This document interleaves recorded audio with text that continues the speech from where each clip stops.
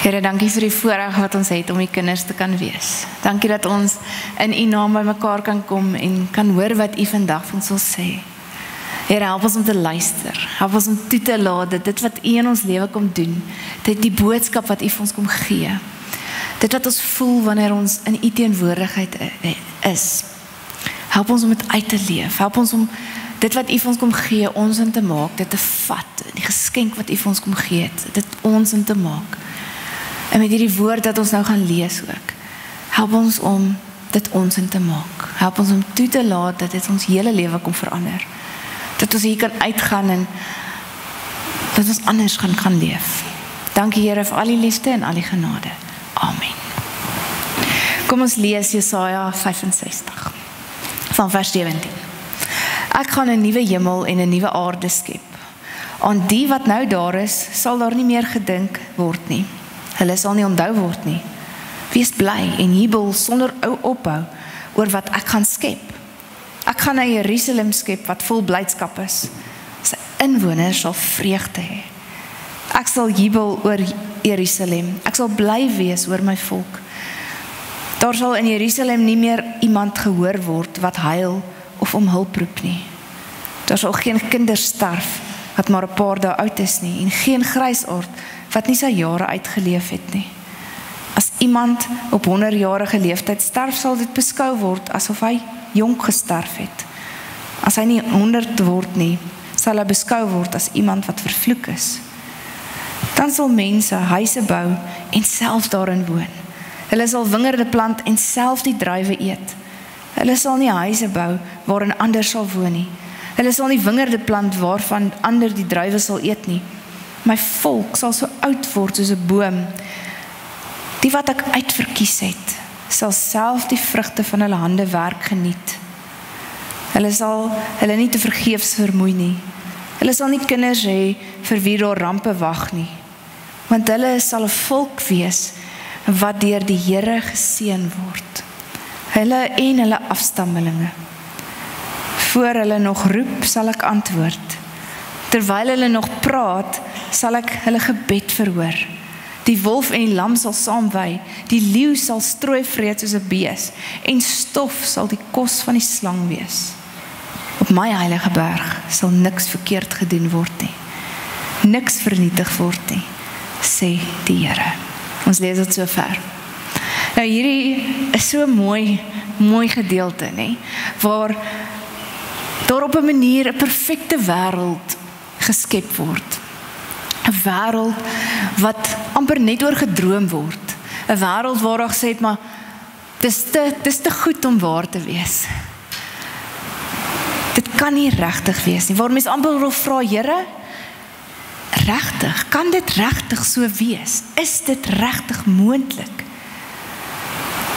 'n Wêreld waar daar hoop is vir almal.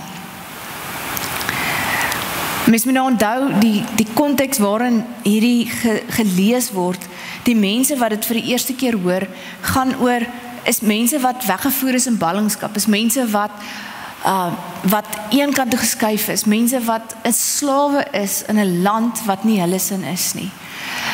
Mense wat oorlog buite is. So Jerusalem is verwoes en Babylon het hierdie mense gevat en hulle het na hulle eie land toe gevat as slawe, as oorlogbyt. So hierdie mense wat hierdie hoor, is mense wat moedeloos is, mense wat slawe is, mense wat nie kan wees wat hulle graag wil wees nie.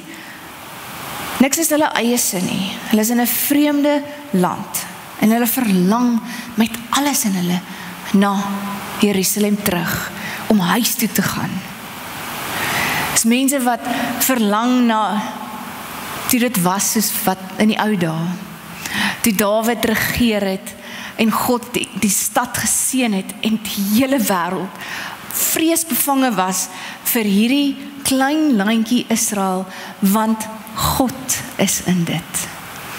Niemand kom naby hulle nie, want as jy met hulle sukkel, dan sukkel jy met hulle God, nee. En hulle kon vry wees en so hulle droom dat dit sal wees soos dit was in die tyd van Dawid. Is mens net 'n kort, so hulle sit daar in hierdie ballingskap, en as mens net 'n ruk teruggaan, dan het hierdie volk amper dieselfde droom gehad, as ons teruggaan toe hulle slawe was in Egipte, verlang, wat die farao hulle kinders doodgemaak het, omdat hy bang was, hulle word te sterk en dan gaan hulle oorrompel, wat hulle regtig slawe dag en nag gewerk het, en God vir hulle kom sê het, ek sal julle bevry, ek is lief vir julle, ek sien julle raak, ek sien julle pyn raak, en hy het hulle kom bevry, hy het vir hulle beloof, hy gaan vir hulle 'n land van melk en honing gee, en die Israeliete is deur die woestyn, en hulle het gekry, hulle het hierdie land ontvang, hulle het gekry wat God beloof het, hulle het ervaar dat iets soos dit wel moontlik kan wees.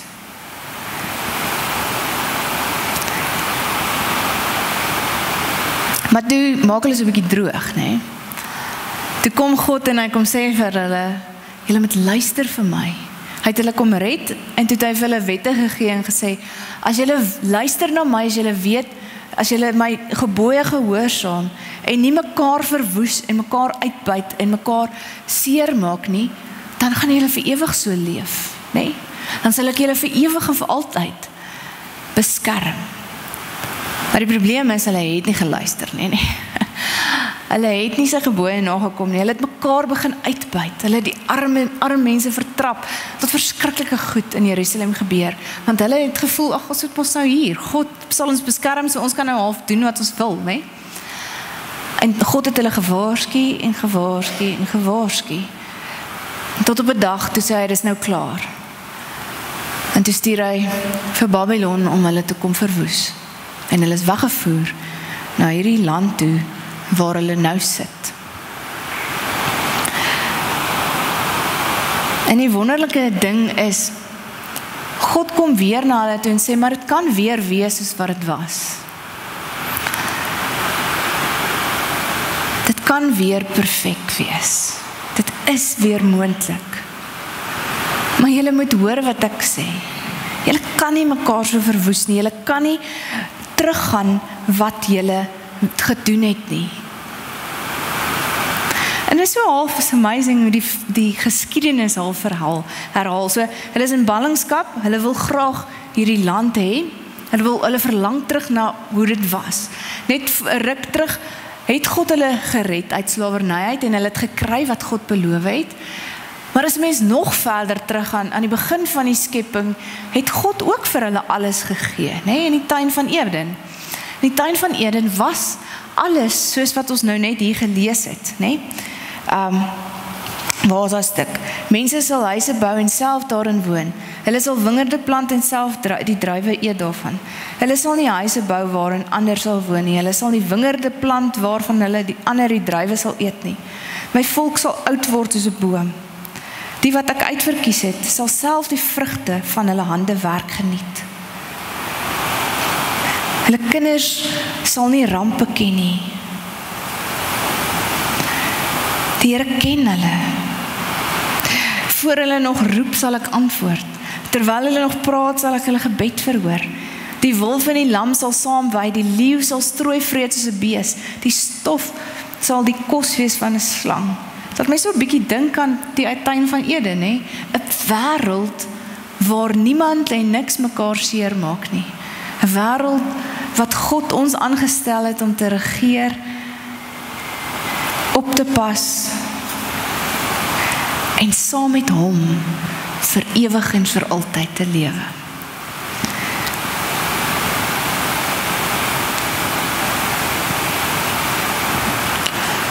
God gee vir ons alles wat ons nodig het. En dan kom ons en ons sê, ek weet eintlik beter. En dan doen ons wat ons gedink het en ons luister nie vir God nie, en dan kom God en hy sê, maar okay, doen nou maar wat julle doen, en dan draai julle die gevolge daarvan. En die eerste keer het dit gemaak dat daar 'n vloek op ons as mense geplaas is. En dat ons alles verloor het, wat so mooi en kosbaar is.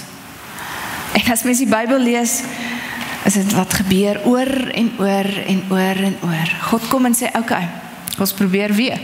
En dan sê ons, na 'n rukkie, dan dink ons weet beter, dan sê kom God en hy sê, okay, dan moet julle nou maar aangaan en julle sal verwoes. Dan kom ons agter, ons het droog gemaak en dan kom God en sê, okay, kom ons probeer weer.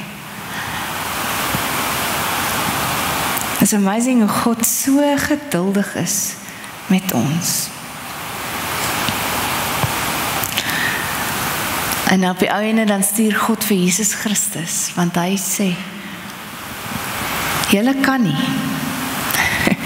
Julle kan nie dit op julle eie doen nie.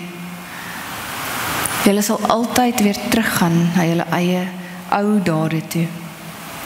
En God kom en hy kom sê, maar ek gaan kom nuut skep. Ek gaan vir julle sondes kom betaal en ek gaan hierdie vloek wat op julle rus kom wegvat. En ek gaan vir julle kom sê, jy kan kies.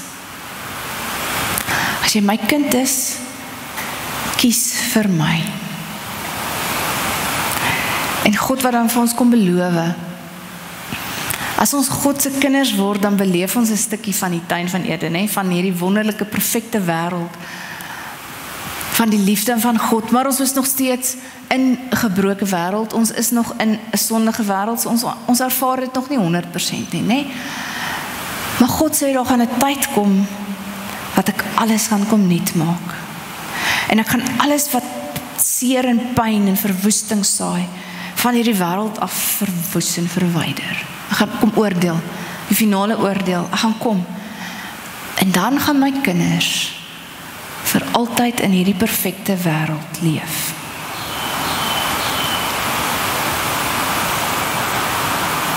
Een plek waar ons uiteindelik voluit kan wees, soos God ons gemaak het om te wees.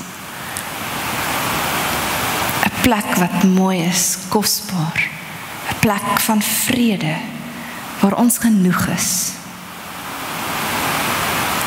Het is 'n nuwe begin vir 'n gebreekte geskiedenis, vol haat en pyn en seer en vrees. God kom vir ons vandag sê, ek is lief vir jou. Ek sien jou raak. Ek wil jou red. Kom vat die geskenk wat ek vir jou kom gee het. God het vir Dylan ook vandag kom sê, ek sien jou raak. Ek is lief vir jou. En net so is hy lief vir elkeen van ons. Al wat ons moet doen is, ons moet hierdie liefde van God wat hy vir ons kom doen het, ons moet dit glo, ons moet dit vat en ons moet dit ons in maak. As ek met my hart glo en ek bely my mond, is ek 'n kind van God. En is hierdie wêreld, hierdie droom wat eintlik onmoontlik is, wat te goed is om waar te wees, moontlik in jou lewe. Hy het jou nog altyd raak gesien. En hy sal jou ook altyd raak sien, want hy is so ongelooflik lief vir jou. Meer as wat jy ooit gedink het moontlik kan wees. So, dit gaan my verstand ten volle te bowe, dat hierdie God, wat hierdie gedoen het vir ons, wat dit vir ons kom moontlik maak het, dat hy dit met my wil doen. Met my gebreke, met my sonde wat ek doen, met my hardkoppigheid, met alles wat ek is, kom hy en sê, maar ek sien jou raak. En jy wat so sondig is en wat vol nonsens is, mag in God se teenwoordigheid wees. Ons mag in hierdie liefde wees. Dis nie wonderlik nie. Ek wil hê ons moet net 'n oomblik vat. Word net stil, maak jou oë toe. En wees net in hierdie liefde van God. Wees net. Vergeet van alles rondom jou. Moenie nou dink aan alles wat jy nog moet doen of wat nie. Wees net vir 'n oomblik in hierdie liefde van God. Maak jou oë toe. Voel God in jou lewe.